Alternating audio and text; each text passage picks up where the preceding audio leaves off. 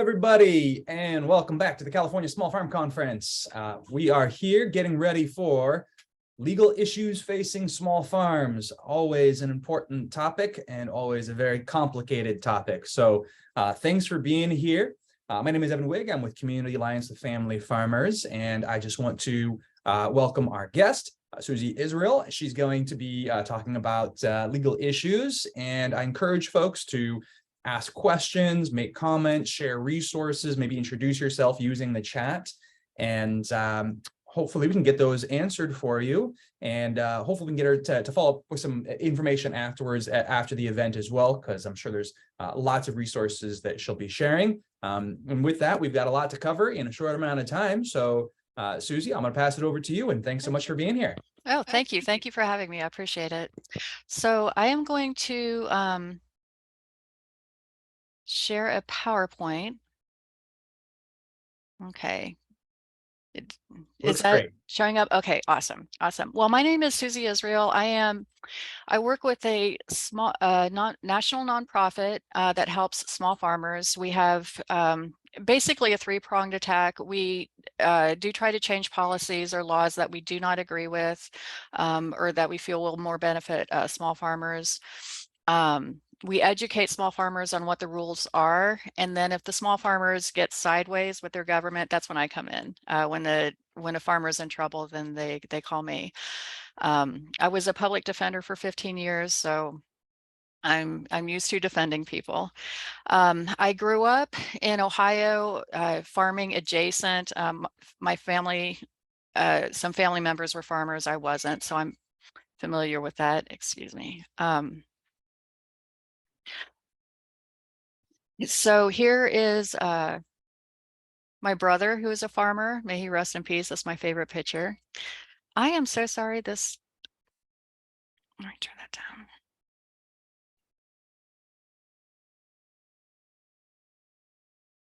My elderly sisters just figured out how to group text, and we're trying to make that stop. Here's a trivia question. Who knows what this is? It's a tractor. Does anybody know what that is? It's a Ford 9N. Here's another trivia question. How much do you think this is? How much do you think this costs? Approximately $500,000. What I wanted to do today with your help and participation is to talk about some generalized legal issues. I'm sorry, Evan, are you still there? I'm trying to get to my chat. Yep. Okay. You should be able to see it down at the bottom of your screen. Oh. I'm sorry. I am so sorry.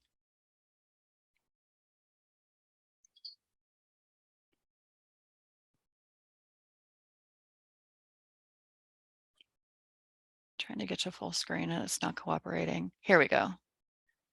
Okay, chat 4850, still going strong, like it. I wanted to just do an overview of, there's so much to cover. So some of the there's federal, state. I'm gonna, just one moment.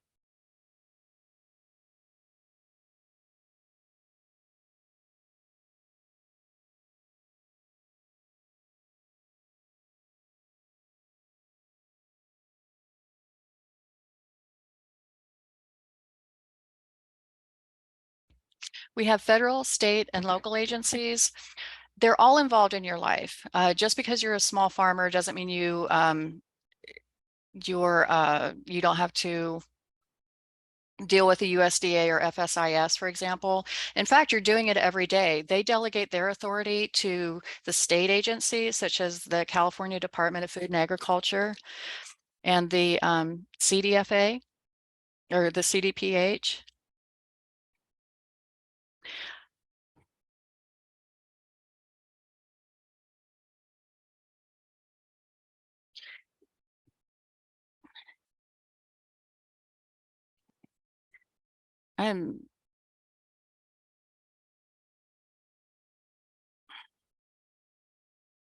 it's not, I'm not getting to my chat. I feel like a boomer. I'm not getting the chat that I need. So Evan, if you could jump in, if there's questions, if you could just let me know, will that work? Yep, sure. No Okay. questions so far. Okay, thank you very much. That helps a lot.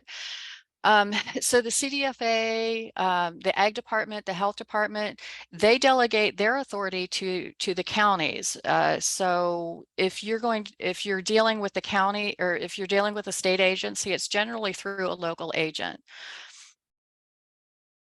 Okay, so you have the federal regulations that are that dribble down to the state, but the problem with this is that the small farmers are not benefiting from this, and it doesn't work for the small farmers. It's designed for the big guys who who need those rules. For example, they aggregate the commodities. They have pigs or cattle coming in from all over the country to their processing plants. They butcher, the chickens, and their line is going at a chicken per second. So they need these regulations, and they can absorb the costs of those regulations, and then they can fight back, with their lawyers. If there's rules that they disagree with, which they shouldn't because they help shape them, then they have recourse. The small farmers have none of that. Okay, so the food safety regulations, they started at the turn of the 1900s. The Jungle by Upton Sinclair. It was an expose on the meat packing plants in Chicago. It was actually designed to shed a light on the poor working conditions of the workers, but everybody got all grossed out by the conditions that the meat was being handled in. So then another book around the turn of the century was Beautiful Joe, and it was published by the American Baptist Publication Society about an abused dog who got adopted by a wonderful family. And then it told about the milkman who was, and it described the milk conditions. And I just wanted to describe this for you, because back in the turn of the century, when everybody went from the agricultures to the cities, they brought their cows with them, and the dairies were inside the cities, and they were filthy and nasty, and people got sick from the milk. So Teddy Roosevelt, President Roosevelt at the time, he adopted the first food safety regulations, which we are still suffering from today. Okay, some of the federal regulations that you need to be mindful of are the Federal Meat Inspection Act. This is the act that requires the USDA meat to be butchered in a USDA facility if it's to be sold to a consumer. The only exceptions for that is custom exempt processing, which is where an owner can buy a share of an animal, a quarter, a half generally. And then a custom exempt processor can butcher it and then cut and wrap it for the owner. Another federal regulation is the Food Safety Modernization Act.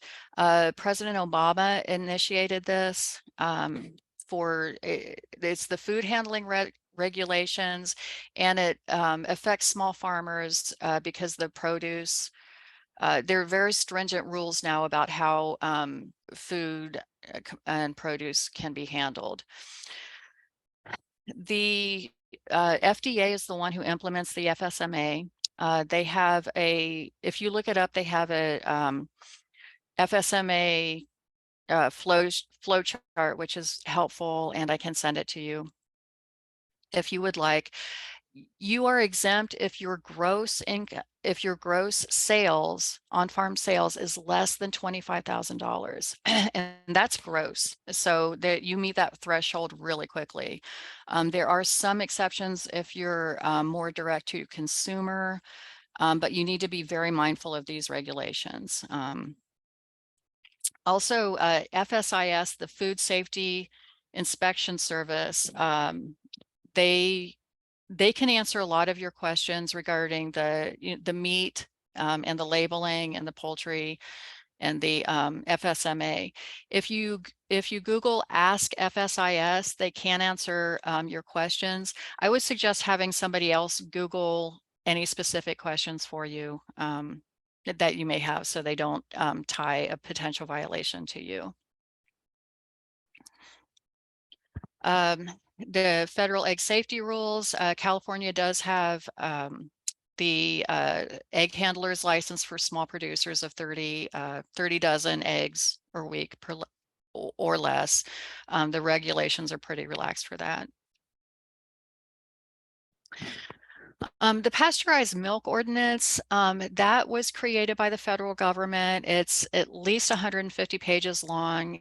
And virtually all of the states have adopted it in full, in addition, as well as the state of California. Pasteurized raw milk cannot be transported across state lines, period. Raw milk, it's up to the states as to how they will handle raw milk sales, if at all. In some states, they're banned. In California, there is a license for raw milk. To set up a bottling plant, it is quite expensive, but the regulations are available for that. We do have retail raw milk sales. We do have herd share. The Farm to Consumer Legal Defense Fund actually arose out of the raw milk issue. We have drafted very robust herd share agreements, including in California. I will talk about that more later. Herd share is not retail sales. Food labeling is also a concern. Generally, if you're if you're selling produce, it can be, the labeling requirements are obviously relaxed, but if it's processed in any way, or if you're selling value added food, or the labels for the meat, if you're selling USDA cut and wrap meat, you will need to be mindful of those regulations. Okay, it just popped out at me when I was reviewing this. Just an example of how the federal government is not really terribly mindful of the needs of the small farmers is the crop insurance. Crop insurance is generally designed for the big commodity crops such as soybean and corn. Your smaller crops, your specialty crops, are not insured or nominally insured. So you as a small farmer are taking the risk of growing those specialty crops. It's interesting that they call it specialty crops, but everybody eats that lettuce and that broccoli and that asparagus and everything that's grown in the salad bowl of California.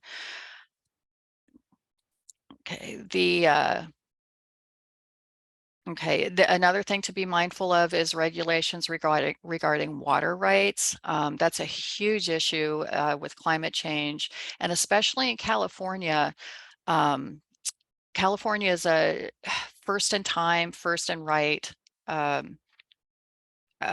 water state. So a lot of the older, big agricultural concerns have those water rights. The little guys are often at the bottom of the list. It's also use it or lose it. So if you have a water license, it's in your best interest to use as much water as possible so it doesn't be deemed to have lapsed. Also, just trying to get any water out of the aquifers these days is pretty tough. I'm sure you have had issues with your wells and drilling wells and getting permitting for the wells from your local governments. There's also wetlands. Wetlands, pretty much any ditches or culverts or anything that might be considered a wetland, you have to be very careful about changing those because you could run afoul of the federal regulations regarding that. The other the National Organic Program is found under 7 CFR Part 205. And I'll talk for just a moment about how to look these laws up, so you can better educate yourself if necessary. National Organic Program is also implemented through the states with their certification agencies. There has been pushback because it's very hard to get your organic certification, and it's very important to some consumers. But the problem is there has been a bit of a co-opting from the big guys, so the organic standard doesn't have as much meaning in some circles as it has before. So there has been some pushback on getting that organic certification.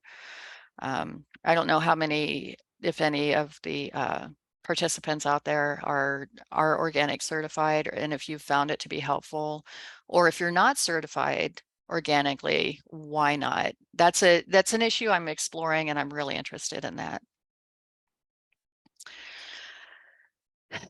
Okay, so the state implements the federal regulations. Some things that the CDFA they have authority over the egg handler's license, the poultry processing exemption. That is the Poultry Products Inspection Act, PPIA, of the federal government has lots of requirements for processing poultry. There are exceptions that they carved out. What they said was, if a state wants to have more relaxed regulations for farmers who process fewer than 1,000 and fewer than 20,000 or fewer than 20,000 birds per year, then the rules are a little bit relaxed. CDFA has authority over that.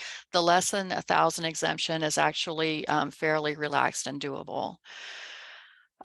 Mobile slaughter, that came in 2022. It was in response to it's almost impossible to get a USDA certified, get your animals to a USDA plant, and even a custom exempt because of COVID. The custom exempt processors were inundated with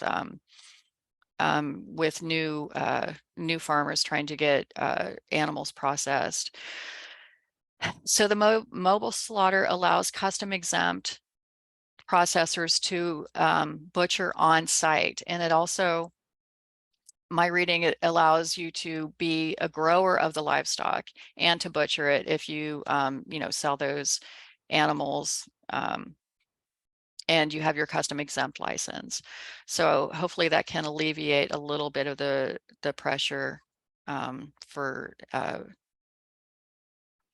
to butcher the animals.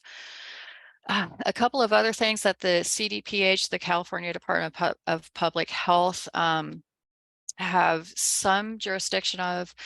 Cottage foods, if you're a farm doing value added products, you may have a cottage food license. The CDPH has the list of approved foods that are non-potentially hazardous, cookies and cakes and noodles. So they have that list, and each county is the one who implements those rules.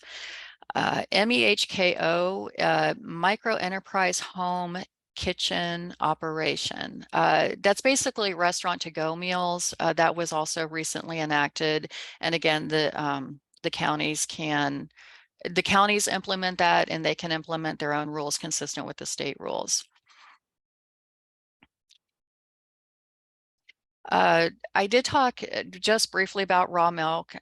It is illegal to sell raw milk in California unless you have a license, which we have no quibble with. The herd share model has been adopted in many states,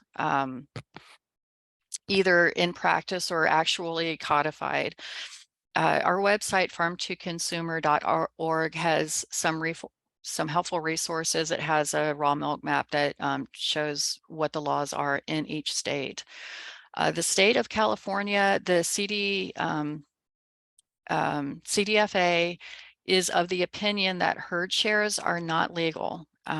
We respectfully disagree with that opinion because herd shares are not sales of raw milk. A herd share agreement sells equal shares of a dairy herd to the owners, and the owners pay a monthly fee to the adjuster, which is the person who takes care of the cows for the owners. And in exchange for that, the owners are entitled to a share of the fruits of the herd, which generally results in raw milk, manure.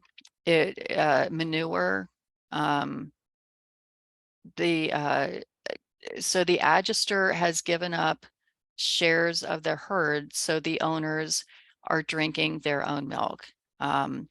We draft really robust herd share agreements, and we are prepared to defend them. Okay. So the California Right to Farm Act, California Civil Code 3482.5. The California Right to Farm Act is not very robust compared to other state right to farm acts. For example, in Michigan, a farmer can, pretty much regardless of the zoning, can conduct a farm operation free of nuisance complaints. Right to farm acts are actually just a legal defense against nuisance complaints. That's pretty much all it is in every state. So in California, under the civil code, it's a defense. So if you have a farm, you've been farming more than 3 years, if you do it according to, generally proper and accepted customs and standards, whatever that means, and it's a commercial enterprise, then the neighbors can't sue you for nuisance, for the noise or the smell, or because they don't like farms that have animals on them. The local zoning can still prevail. So that's why I'm saying that California Right to Farm isn't super robust. If you're having a zoning issue or an issue with your local government, the California Right to Farm Act may not protect you, even if you do manage to jump over those hoops of, being a farm for more than 3 years and it's the commercial enterprise. One area where the Right to Farm Act has helped is Livestock Guardian Dogs. I know a lot of you have Livestock Guardian Dogs for your livestock, but also for your crops. It is an accepted practice to have Livestock Guardian Dogs, and as you know, their main defense against predators is barking, patrolling the animal or patrolling the area and barking. So so I want to show you a picture of our Livestock Guardian dog. Here she is guarding the chickens. She basically just potholes the chicken yard looking for gophers. She's almost useless, but the bobcat stays away when we put her out there, so it seems to work.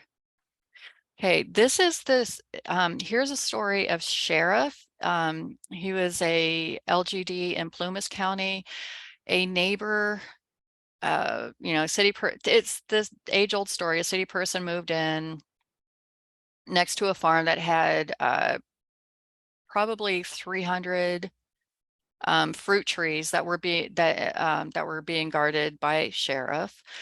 They were having terrible bear problems, and Sheriff took care of it. The owner got a nuisance complaint. They wanted her to debark the Sheriff or rehome him or do something, and they went to court and raised the right to farm defense, and the judge agreed with it. So Sheriff prevailed. One thing that she used was the UC extension articles on the use of livestock guardian dogs. Because remember, it has to be an accepted practice.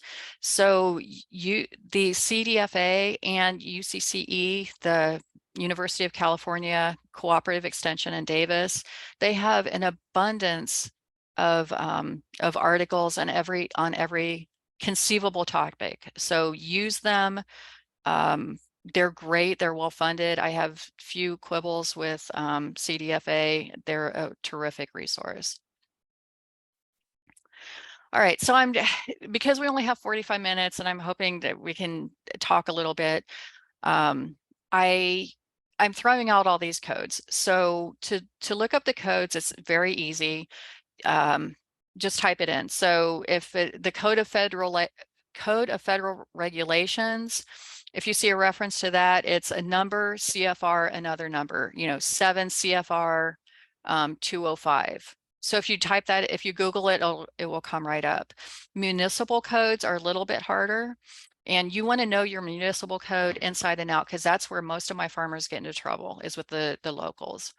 So generally, if you go to library.municode.com, you can type in your jurisdiction and it will pull up the code. For example, or you can just type in your municipality, go to their website, and they type in Code of Ordinances. You should find it. For example, I typed in Columbus, Ohio, got to their website, typed in municipal code, and it came up with the code and charter. It looks like this. You can type in and drill down through the index. You can download code sections. The zoning ordinances are often within the code. The municipal code, sometimes it's set out separately because it can be easily 1,000 pages, the zoning ordinance. Ordinances look like this: whereas. That's what the Board of Supervisors votes on, and then the code gets implemented separately. Look at the definitions.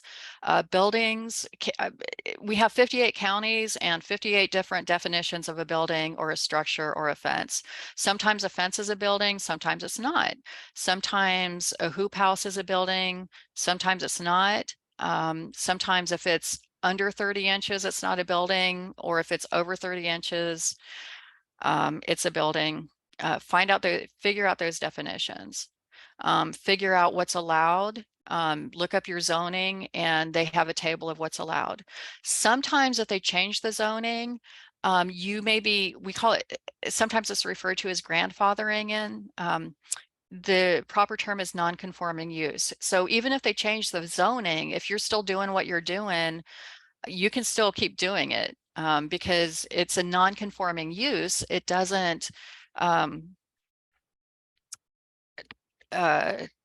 it doesn't conform to the use, but you're still allowed to do that. Building permits, setbacks.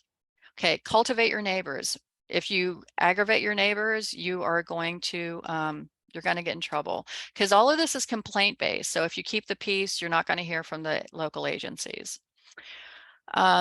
Okay, here's a few war stories. I'll go through these quickly. They are cautionary tales. Okay, this is a farmer in Michigan. He had a beautiful farm and a beautiful fence, which did not need to be permitted because it was a farm and it was a fence. The local code enforcement officer wrote him a citation, threatened him with jail. I had to fly out to Michigan twice to get this dismissed. California, too good to be organic. A woman was certified organic. She sold at the farmer's market. The inspector, the new zealous inspector, thought that her produce looked too good. It couldn't possibly be organic. We had a hearing at the county level. We won. She got disciplined. Pay up or the goats gets it. So a woman in another California county got sideways with the county on a probate issue, and then they came and seized her goats for some sort of alleged abuse. She demanded a hearing. She wrote down her phone number. They called the wrong phone number, left a message, had the hearing without her, And when I got involved after we realized that she missed her hearing, the hearing officer wouldn't allow me to reopen it because penmanship counts. Her 7 looked like a 1. We wound up filing a writ on that and winning, but again, it was stupid. I'm going to. Another animal control, they seized Livestock Guardian Dogs in New Hampshire. They rehomed the dogs in foster homes that had no idea how to handle a working dog. So one of the dogs developed a severe stress and a heart condition. The farmer could not afford to pay the vet bills, so they rehomed him again. We don't know where that dog is because the farmer couldn't afford to pay the bills, and the rescue agency ghosted us, and the city attorney was not interested in helping. Oh, we're salads. A farmer sold prepackaged salads, which were exempt from the restaurant meals tax. He fought with the revenue department of the county for a year on this. And so at the county's Halloween party, the revenue department ladies dressed up like salad ingredients. Ha ha ha. He caught wind of it, and the department had to write a letter to the board of supervisors apologizing for the abhorrent behavior. In Michigan, a woman was, her herd was investigated. They thought that her milk was making people sick. It wasn't, but they saw that she was selling cookies and kombucha in her bottling room. And it wasn't even her stuff. She just let the herd share owners drop off stuff if somebody else wanted to buy it. So they seized all of her food. It took 2 years to litigate, and the kombucha exploded in their evidence locker, and it serves them right. I just wanted to conclude, in my experience, most of the local, most of the government people working with small farms and the inspectors and the code enforcement, they're fine. Work with them, understand the law, be respectful, but sometimes they're not. And you as a small farmer, you're not entitled to a lawyer. You're not entitled to a public defender. And it just, I was struck when I went from public defense, being a public defender to representing farmers in the civil arena, how few protections they get. I want to leave you with this. This was my favorite client. This was a death penalty case, and he was afforded more due process and given more respect by the government than has been given to some of the small farmers that I've represented. And that's a sad state of affairs, is how small farmers are often treated. All right, thank you very much. I apologize for the my phone blowing up. So hopefully you got some out of this. And please call me or let me know how I can help you, or how I can help you look stuff up. Terrific. So let's maybe go into a couple of these questions with the remaining 10 minutes that we have here. Yes. We have an interesting one here. You mentioned a lot about the right to farm laws. And one person asked, how do right to farm laws interact with CC&Rs, which are, I believe those are covenants, conditions, and restrictions. And for example, if a property is county zoned for farming, but the CC&R are more restrictive, which right will win out? The CC&Rs will, because that is a contract that was entered into by 2 parties willingly, and they agreed to those rules. So unfortunately, the CC&Rs review, but that goes to know your neighbor, because if nobody complains, nobody's going to find out. So yeah. We also had a couple of questions about pesticide spray and pesticide drift. Yeah, pesticide drift is a huge problem. That's and the problem is that's a civil issue generally. So farm to consumer helps, what my work is to help the farmers against the government. And the problem with pesticide drift is it's a private party, the big farms, overspraying. And I don't know. I mean, you can sue them privately for willfully. It's a tort. It's an unwanted action that negatively impacted you. So I can see that there being a civil action, but I don't think and anybody correct me if I'm mistaken, but I don't think there's any government, there's any state remedies for that. There's no legislation that says you're not allowed to do this. I know the pesticides have their own, if you look on the label, there's the rules. It says if the wind is more than X miles an hour, don't do it because it's going to drift. That would help your civil case. But yeah, that's a tough remedy. I don't have an answer for that. Let's see.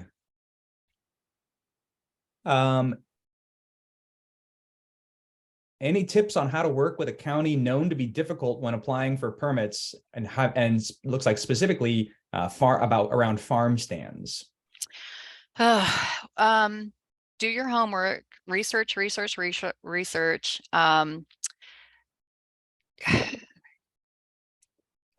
Yeah, I mean, the problem is there's the law and then there's the law as applied by the counties. If you know that and document. So if you know that you are correct in your assessment regarding farm stands, document everything. If you file your permit and they say you need to do, X, Y, and Z, make sure it's set back or, whatever the local zoning rules, make sure you confirm that these are the things that need to be done to get that permit. You don't want them you don't want them to move the goal line for you, or move the goal line under you, whatever the phrase is. So if they end up not giving you your permit, even though you're clearly entitled to it, which does happen, that's when you call a lawyer. I can't tell you how many times when one of our members have called and said, I know I'm right. Here's the law. I told them what the law is. They won't let me. And then I write an email. It's like, oh, I'm Susie. How can I help? Here's the law. And they're like, oh, yes. Just because it comes out of a lawyer's mouth instead of the farmer's mouth, they don't take you seriously unless you get a lawyer sometimes. So that's my advice. Great. And let's see, we've got a question about the cottage food rules. Mm-hmm. You mentioned something about exploding kombucha and whatnot. Yeah, but, yeah, that was kind of illegal, but right. Well, in the case here in California, we have the California cottage food rules. Yes. But there are looks like there's restrictions on fermented foods like sauerkraut and hot sauce. Yes. How does one sell those legally, or is there any recourse around that? You cannot sell them under the Cottage Food Act. Cottage food is non-potentially hazardous foods, and that means that foods that are shelf stable that don't have to have temperature controls in order to remain safe. So the kombucha, the fermentation, it has to, because if it winds up getting, too hot or fermenting too long, it turns into booze, which is not always a bad thing, but that is potentially hazardous. And the process, and the other thing with fermentation is the state gets kind of weirded out about it because we know fermentation is perfectly safe, but they consider it hazardous, and you have to manufacture it and have a commercial kitchen for it, and you have to follow an entirely different set of regulations. I don't know specifically, but I do know that cottage food is not going to help you out on that. Mm-hmm. Let's see, we've got some pretty specific questions in here, which I'm not sure we'll have time to get through. Any work on, have you ever worked with bison farms? I have not. I do know when I have done research on USDA and the slaughter rules, I think they might fall into an exception as a non-amenable species. You know, so there might be, but I haven't dealt with bison, and I would love to, actually. Yeah, and I do want to let everybody know, reach out if you have any questions.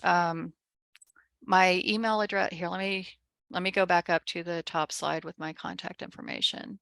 Okay, so my email address is suzy@farmtoconsumer.org. If you go to farmtoconsumer.org, there's a lot of free resources. Anyway, we have those maps that I referenced earlier that might be helpful.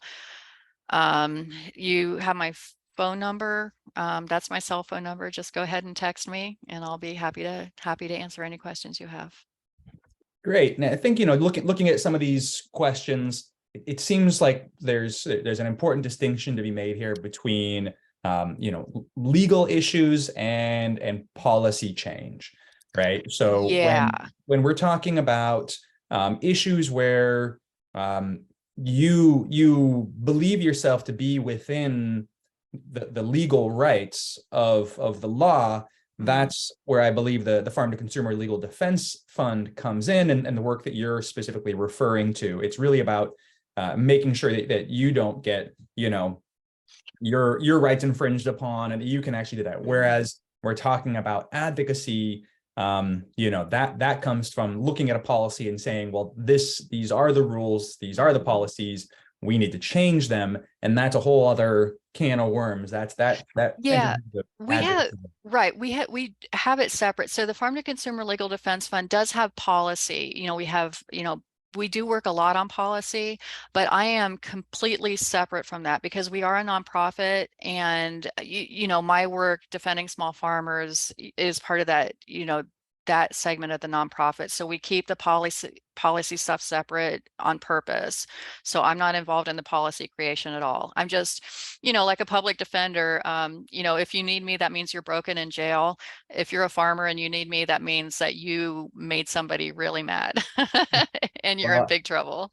I think that maybe we'll end on that note, which I know is one of the most important things when it comes to any legal issue. Is one of the best things that you can do as a farm and ranch is make sure that you're cultivating good relationships with your neighbors. I don't know if you want to speak briefly to that, and then we can close the workshop. Yeah, that's huge. Whenever I get a call from a member, the first question I ask is, who did you piss off, or who is your competitor?